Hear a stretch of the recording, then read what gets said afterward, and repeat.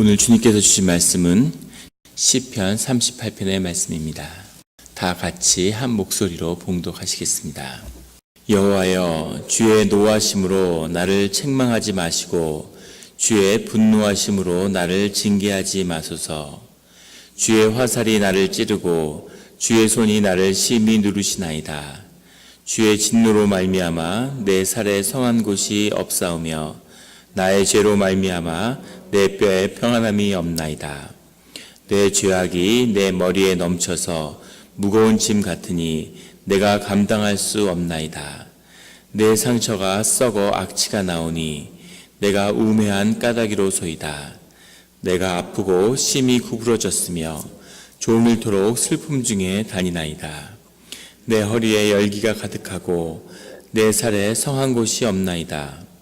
내가 피곤하고 심히 상하였음에 마음이 불안하여 신음하나이다. 주여, 나의 모든 소원이 주 앞에 있사오며 나의 탄식이 주 앞에 감추이지 아니하나이다.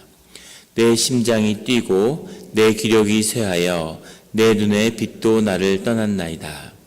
내가 사랑하는 자와 내 친구들이 내 상처를 멀리하고 내 친척들도 멀리 섰나이다. 내 생명을 찾는 자가 올무를 놓고 나를 해하려는 자가 괴악한 일을 말하여 종일토록 음료를 꾸미오나 나는 못 듣는 자같이 듣지 아니하고 말 못하는 자같이 입을 열지 아니하오니 나는 듣지 못하는 자 같아서 내 입에는 반박할 말이 없나이다. 여호와여, 내가 주를 바랐사오니 내 주 내 하나님이 내게 응답하시리이다. 내가 말하기를 두렵건대 그들이 나 때문에 기뻐하며 내가 실족할 때에 나를 향하여 스스로 교만할까 하였나이다. 내가 넘어지게 되었고 나의 근심이 항상 내 앞에 있사오니 내 죄악을 아뢰고 내 죄를 슬퍼함이니이다. 내 원수가 활발하며 강하고 부당하게 나를 미워하는 자가 많으며 또 악으로 선을 대신하는 자들이 내가 선을 따른다는 것 때문에 나를 대적하나이다. 여호와여, 나를 버리지 마소서. 나의 하나님이여, 나를 멀리하지 마소서. 속히 나를 도우소서. 주 나의 구원이시여. 아멘. 다 같이 기도드리시겠습니다. 하나님 아버지, 감사합니다. 저희들 주의 제단 앞에 주님의 음성을 듣고자 모였습니다. 우리 마음의 기도와 묵상이 주님께 연락되기를 원합니다. 감사드리며 예수 그리스도의 이름으로 기도드렸습니다. 아멘. 오늘 시편 38편은 다윗의 기념하는 시 이렇게 되어 있습니다. 이름은 다윗의 기념하는 시로 되어 있지만 이 시들은 다윗 시대에 편집한 고난과 고통 가운데 주님을 소망하는 다윗의 시편의 고백과 함께하는 그 뜻이죠. 그 뜻에 따라 모인 편집된 그런 시편들입니다. 그래서 38편은 다윗의 고백일 수도 있지만 다윗의 고백이 아닐 수도 있습니다. 하지만 우리가 기억할 것은 우리가 고난과 인생의 가장 어려운 시기에 주님을 만난, 주님께 간구하는 그 내용을 이루고 있음을 볼 수 있습니다.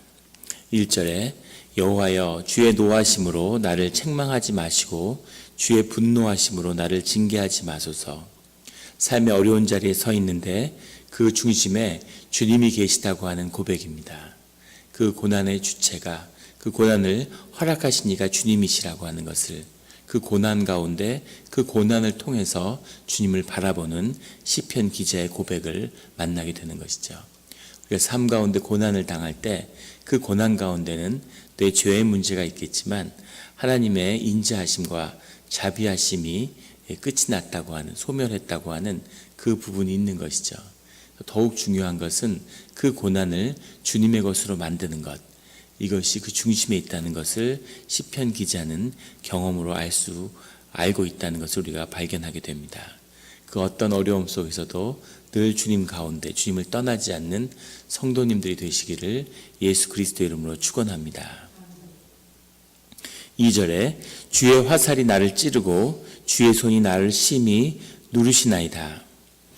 주의 화살이 나를 찌르고, 주님이 우리를 향한 징계를 의미할 수도 있고, 또 이 당시에 소아시아 근동에서는 이 화살이 우리의 몸을 찌른다고 하는 것은 특별한 어떤 그 병을 지칭했는데, 우리가 요새 한센병이라고 하는, 예전에는 문둥병이라고 성경에 나와 있었죠. 그런 피부병, 피부질환, 특별히 한센병, 이것은 신의 저주로 받아들여졌습니다. 그래서 주의 화살이 찌른다고 하는 표현 안에는 그런 심한 피부질환과 한센병, 역병, 이런 병을 걸린 것으로 그렇게 받아들이는 그런 분위기가 있었는데, 그것을 표현한 것이다 라고 해석하는 해석도 많습니다. 그 이유는 3절에 보면 내 살에 성한 곳이 없사오며 라고 하는 그 표현이라든가, 또는 11절에 가면 내가 사랑하는 자와 내 친구들이 내 상처를 멀리하고 내 친척들도 멀리 섰나이다. 우리가 뭐 쿼바디스나 배너 이런 영화에 봐도 한센병에 걸린 사람들은 그 공동체에서 이렇게 구별돼서 이렇게 가까이 하지 않고 내침을 받죠. 그런 것을 상징하는 것이다 라고 하는 것을 지지하는 그런 문장들입니다. 그러나 꼭 그런 깊은 피부의 질병을 가졌다고 볼 수도 있지만, 또 넓은 의미에서 주님의 징계를 받았다 이렇게 볼 수도 있습니다. 어쨌든 중요한 것은 나의 고난과 나의 어려움이 주님의 징계 때문이다 라고 고백하고 있다는 것이죠. 3절에는 직접적으로 주의 진노로 말미암아 내 살에 성한 곳이 없사하며 나의 죄로 말미암아 내 뼈에 평안함이 없나이다. 내 살과 뼈에 고통이 사무쳤다는 거죠. 주님의 징계함 때문에 나의 죄로 말미암은 것입니다. 여호와의 진노하심 때문입니다 라고 직접적으로 주님께 고백하고 있습니다. 그러나 4절에 내 죄악이 내 머리에 넘쳐서 무거운 짐 같으니 내가 감당할 수 없나이다. 내 죄의 무게를 이제 내가 감당할 수 없다는 거죠. 내가 주님 앞에서 범죄한 것이 있겠지만, 더 넓은 의미에서는 나의 죄라는 것의 근본은 하말티아라는 말 그대로 주님과 내 삶의 뜻이 맞지 않았다는 거죠. 내 화살이 주님의 관역으로부터 벗어났다는 뜻입니다. 이 말뜻은 내가 매일 기도하지만 이 시편 기자가 주님을 찾지 않았을 리 없고 기도하지 않았을 리 없죠. 주님의 말씀을 접했겠지만 주님의 뜻에서 벗어나 있다는 겁니다. 늘 주님의 뜻을 기억하고 그 뜻과 만나는 것. 내가 하나님 일을 열심히 했는데 그것이 주님의 뜻과 일치하지 않는 것이죠. 그런 것이 죄악인 것입니다. 그 죄악이 너무 커서 내가 그것을 감당할 수 없다 이렇게 고백하고 있습니다. 6절에 내가 아프고 심히 구부러졌으며 종일토록 슬픔 중에 다니나이다. 심히 구부러졌다는 건 어깨가 굽었다는 거죠. 몸이 너무 고단하고 너무 심하게 몸이 아프기 때문에 몸을 꼿꼿이 펼 수도 없는, 구부러져서 이렇게 슬픔 가운데 다닌다는 겁니다. 7절에 내 허리에 열기가 가득하고, 내 허리에 열기가 가득하다는 것은 내 콩팥이 상했다 이런 뜻인데, 그 당시엔 나의 심령이, 내 영혼이 콩팥에 있다고 믿었기 때문에 이것을 허리라고 표현했죠. 이 말은 나의 깊은 심령에 열기가 있다는 건 심령이 병들고 나의 심원이 상함을 받았습니다 라고 하는 고백입니다. 당연하겠죠. 나의 육신이 아픈 것처럼 나의 심령이 상했다는 겁니다. 반대로 나의 심령이 주님께 떠나서 상했기 때문에 이제는 내 몸도 마음도 뼈도 다 상했습니다 라는 고백이죠. 그런 경험들이 있으실 겁니다. 심령이 상하고 심원이 상하면 어느 정도 시간이 지나면 그것이 육체가 상하는 것으로 나타나죠. 육신이 상하게 되는 거죠. 몸의 신비라고 하는 것, 우리가 먹는 음식이 우리 몸이 되죠. 우리의 심령이 되는 겁니다. 우리 심령이 우리 몸과 하나인데, 그래서 우리 심령이 상하게 되면 조금 지나면 몸이 상하죠. 많은 병들, 몸이 아프고 힘든데 병원에서는 이유를 알 수 없고, 모든 병의 근원이 사실 우리 마음에 있는 것임을 대부분의 질병이 그것을 보여주고 있는 거죠. 나의 허리에 열기가 가득하고 마음이 심히 상하고, 8절에 내가 피곤하고 심령이 상하고 심령에서 에너지가 나오지 않기 때문에 늘 지치고 피곤한 거죠. 라이프 포스가 없는 겁니다. 늘 고단하고 피곤하고 심령이 상한 사람들의 특징이죠. 9절에 주여 나의 모든 소원이 주 앞에 있사오며 나의 탄식이 주 앞에 감추이지 아니하였나이다. 이 어려움 가운데 내 소망과 나를 구해 주실 분은 주님밖에 없습니다 라고 하는 고백이죠. 주님이 계셔서 감사하고 주님이 있음으로 해서 감사한 거죠. 그 모든 고난을 주님이 허락하시고 주님의 징계에서 왔다고 그렇게 고백하지만 동시에 그 고난에서 나를 구원해 줄 분도 주님밖에 없습니다 라고 이렇게 고백하고 있습니다. 10절에 내 심장이 뛰고 내 기력이 쇠하여 내 눈의 빛도 나를 떠났나이다. 눈의 빛이라고 하는 건 생명의 우리 에너지를 보여주는 그런 거죠. 눈의 빛이 떠났다는 건 우리 삶의 기력이, 삶의 심령의 에너지가 완전히 쇠잔했다는 뜻입니다. 동시에 간이 상했다는 뜻이 될 수도 있겠죠. 몸과 마음이 다 상해버린 그 어려움. 11절에는 내가 사랑하는 자, 내 친구들이 내 상처를 멀리하고 친척들도 멀리 섰나이다. 나의 가장 사랑하고 가장 고난 가운데 있을 때 나를 도와줘야 될 사람들이 나에게서 멀어지고 나를 멀리한다는 거죠. 그래서 이것이 나를 더 아프게 하는 거죠. 아픔 그 자체가 아니라 그 아픔 속에서 모든 관계들이 다 끊어져서 이중의 고통을 경험하게 되는 겁니다. 이것이 사실은 우리의 육체의 질병과 우리가 경험하는 환난 중에서 우리를 더 아프게 하는 거죠. 주님과 깊이 연결되었을 때는 고난이 닥치더라도 그 고난 가운데 더 삶이 견고해지고 더 깊은 관계가 생겨나고 새로운 사람을 더해주시고 내 심령이 살아나고 이렇게 되는데, 이것이 주님을 통한 징계가 올 때는 모든 것이 다 쇠잔하여지고 모든 관계가 다 녹아버리는 거죠. 내 가족도 친척도 친구도 나를 멀리하는 그런 고통 속에 있는 겁니다. 깊은 아픔과 깊은 고통이죠. 그런데 12절에 가면 여기에 더해서 이런 어려움 속에 있는데 이때 마치 피냄새를 맡은 상어처럼 하이에나 떼들처럼 내 생명을 찾는 자가 올무를 놓고 나를 해하려는 자가 괴악한 일을 말하여 종일토록 음모를 꾸미고 있습니다. 내가 이런 어려운 처지에 오니까 옳다구나 하고 그때를 노려서 대적의 무리들이 나를 공격하고 있다고 하는 거죠. 하나님과의 관계가 무너지니까 이제 그걸 나를 지켜주는 산성이 무너지니까 그 십자가의 보혈이 사라지니까 이제 늑대들처럼 하이에나 떼들처럼 대적의 무리가 나를 공격하는 겁니다. 그런데 대적의 무리가 늘 우리를 공격할 때는 방식이 있는데 하나는 올무를 놓는다. 함정을 파놓고 이렇게 기다리고 있는 거죠. 넘어지도록. 또 하나는 괴악한 일을 말하여 음모를 꾸미니 계속 루머를 만들고 소문을 만들고 뒤에서 말로써 이렇게 공격하는, 이것이 대적의 무리가 의인을 공격하는 두 가지 방식입니다. 이 두 가지를 놓고 계속 공격하고 있다는 거죠. 그런데 그래서 이 악의 대적의 무리의 특징은 숨어 있는 거죠. 이게 악의 특징입니다. 늘 악은 숨어서 일을 꾸며요. 드러나면 아무 힘이 없는 거죠. 알고 있으니까. 그것이 숨어 있을 때 위력을 발휘하는 건데, 이것이 대적의 무리는 그래서 분별이 되면 사실 아무것도 아닌 거죠. 연기처럼 사라지는 것이 이 대적의 무리의 특징입니다. 그런데 이 대적의 무리들이 이렇게까지 공격을 하고 있는데 삶의 마지막 벼랑 끝에 서 있는 거죠. 그런데 오늘의 말씀 가운데 가장 키는 13절과 14절의 말씀입니다.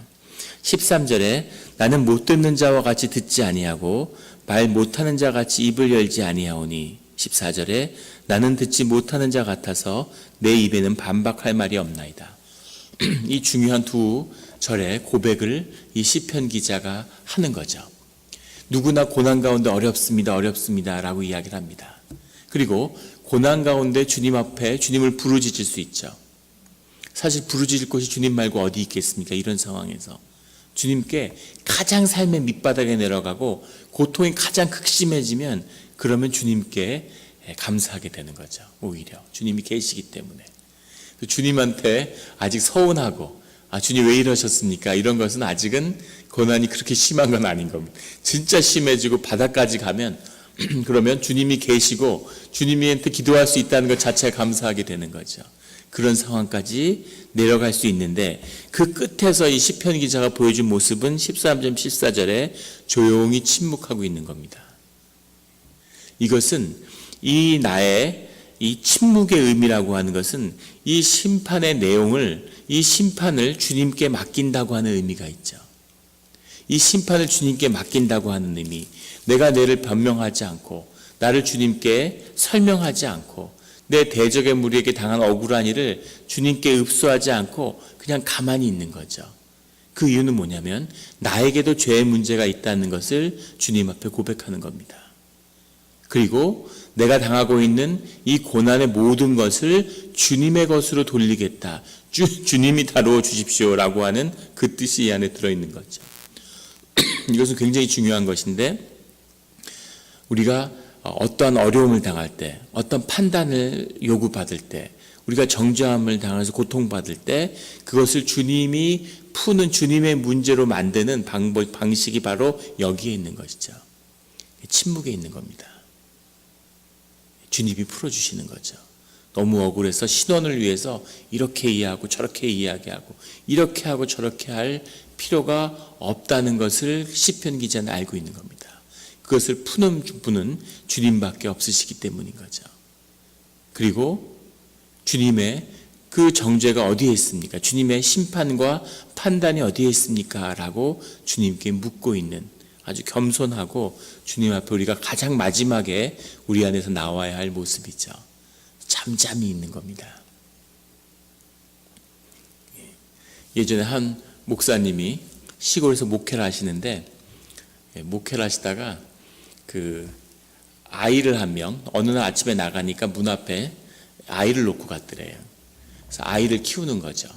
그래서 애를 하나 키우는데 목사님이 혼자 돼서 나이 들어서 시골에서 작은 교회를 하는데 아이를 키우니까 애가 점점 자라니까 가진 소문이 마을에 돈다는 겁니다. 도대체 그 아이의 엄마가 누굴까? 이제 그게 궁금한 점이죠. 악성 소문이 점점 소문에 소문을 더해서 나중에는 사람들이 처음에 말을 이렇게 시작하는 거죠. 아이를 왜 그 집 앞에 갖다 놨을까? 뭔가 연고가 있겠지. 뭐 이렇게 되는 거죠. 그래서 애 아빠가 목사인 건 분명한데 중요한 거는 누가 엄마냐. 이게 논란이 되는 거죠. 그래서 세상에 그 마을의 모든 여성이 다 엄마 후보로 오르내리는 거죠. 막 괴로워서 견딜 수가 없고 그 마을을 떠나고 싶은 거죠. 그런데 주님께 의지하기 때문에 잠잠히 침묵한다는 겁니다. 뭐라고 하던 뭐 이렇게 뒤에서 얘기하는 거죠. 아까 올무를 놓고 뒤에서 얘기하는 거지 앞에서 나와서 뭘 하는 건 아니니까 마음이 괴롭지만 침묵하는 거죠. 침묵했는데 이제 나중에 오랜 스토리 끝에 아이가 좀 자랐는데 그 집에 그 동네에 한 처녀가 외지에 남자하고 이렇게 정이 나서 이렇게 떠났는데 서울로 갔는데 서울에 자리 잡고 살다가 자리가 잡히니까 그 아이를 이제 데리러 왔다는 거예요. 그래서 결혼도 하고 애를 데리러 와서 이제 고맙다고 이야기하고 이제 자초지정도 얘기하고 아기를 낳는데 가장 믿고 맡길 사람이 누굴까? 그러니까 이제 그 집에다가 놓고 간 거죠. 그러니까 그 목사님이 그 아이를 이렇게 보내니까 이제는 동네에서 갑자기 죄인이었는데 흉악한 죄인이 의인으로 돌변한 거죠. 사람들이 양심의 가책도 있고 그러니까 또 막 세상에 이런 분이 있냐 막 이러고 칭찬하지만 거기에도 반응하지 않는 거죠. 거기에도 반응하지 않는 겁니다. 왜냐하면 이렇게 고백을 해요. 아이를 그러니까 떠난 건 외로웠는데 아이한테 의지하고 이렇게 살았는데 아이가 떠난 건 아쉽지만 또 그래도 부모를 찾아갔으니까 또 그거대로 감사하고 또 그렇게 사는 거죠. 침묵으로. 주님이 판단하고 주님의 일을 이루시는 겁니다. 주님께 내어드린다는 것, 침묵하는 것, 이것의 위력이 큰 거죠. 그래서 힘들 때 막 힘들다고 말을 하면 그럼 무너지는 겁니다. 힘들 때 가만히 있어야 되는 거죠. 억울하고 분한 심정이 차오르지만 그걸 기도를 통해서 오직 주님한테만 토하는 거지 그걸 막 떠벌리고 다니면 점점 삶이 가라앉고 무너지는 것을 경험하게 되는데, 시편 기자는 영적으로 깨어 있었기 때문에 그 비밀을 아는 거죠. 그래서 침묵하는 겁니다. 반박할 말이 없습니다. 그리고 주님께 왜 침묵하는지를 이야기합니다. 15절부터 18절까지 해석에는 빠져 있는데 전부 다 키라고 하는 접속사가 들어있어요. 아마 시편에 이런 표현은 아주 특이한데, 15, 16, 17, 18이 내가 왜 침묵했는지에 대한 고백입니다. 왜냐하면 하고 계속 주님한테 이야기하는 거죠.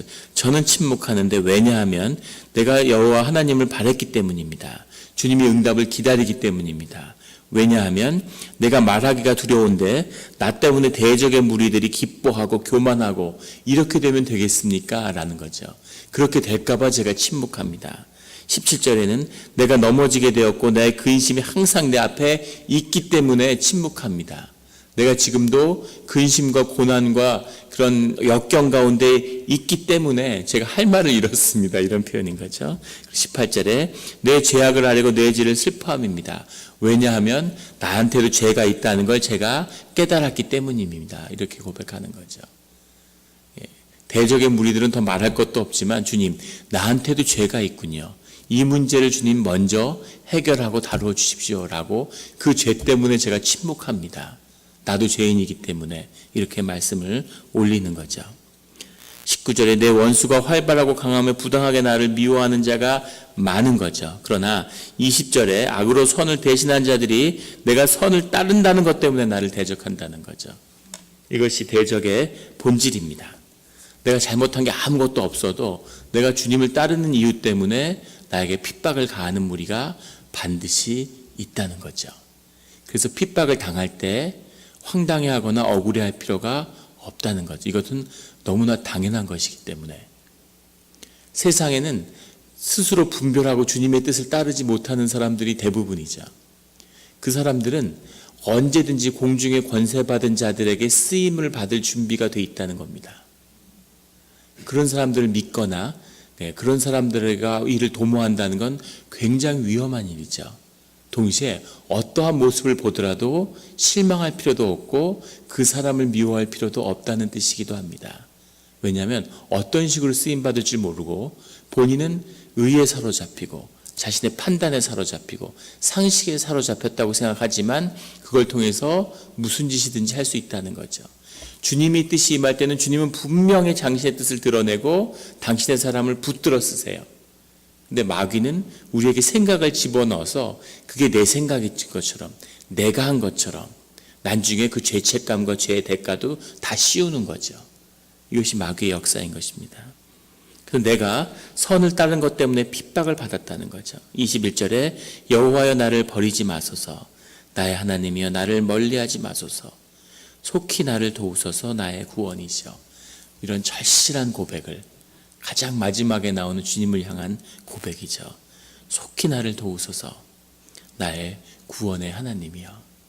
어떠한 어려움 가운데서도 주님에게 돌아가며 주님이 나의 모든 어려움과 억울함을 풀어주시며 주님께 간구하는 그런 주의 자녀들이 되시기를 예수 그리스도의 이름으로 축원합니다. 기도드리시겠습니다. 하나님 아버지 감사합니다. 우리가 삶 가운데 정말 어려운 때가 있었습니다.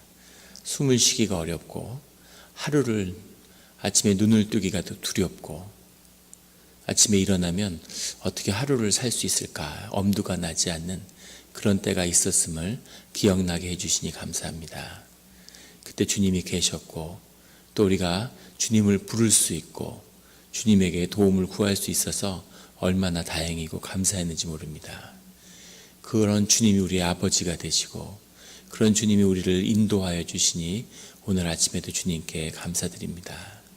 주님 늘 우리와 함께하여 주시고 우리가 연약하며 작은 어려움에도 두렵고 떨립니다. 주님 오늘 하루 가운데도 주님의 보혈로 우리를 덮어주시고 그리고 모든 대적으로부터 지켜주시며 우리의 갈 길을 보여주시고 인도하여 주시옵소서. 특별히 우리가 우리의 자녀들을 위해서 기도하는 그런 마음을 주시는 것에 감사드립니다. 자녀들의 삶을 오늘 하루도 보혈로 덮습니다. 주님 지켜주시옵소서. 축복의 자녀들이오니 우리에게 신앙을 주시고 그 신앙의 유산으로 키우게 하셨사오니 깊이 삶에 뿌리 내리고 우리는 삶에 뿌리 내리지 못하였으나 우리는 방황하며 살았으나 우리의 자녀들은 하나님의 복된 땅에 뿌리 내리고 축복받는 하늘의 기운을 얻고 땅의 기운도 얻는 그런 축복의 삶으로 나아가게 하여 주시옵소서. 또 우리 자녀들의 배우자를 위해서 기도합니다.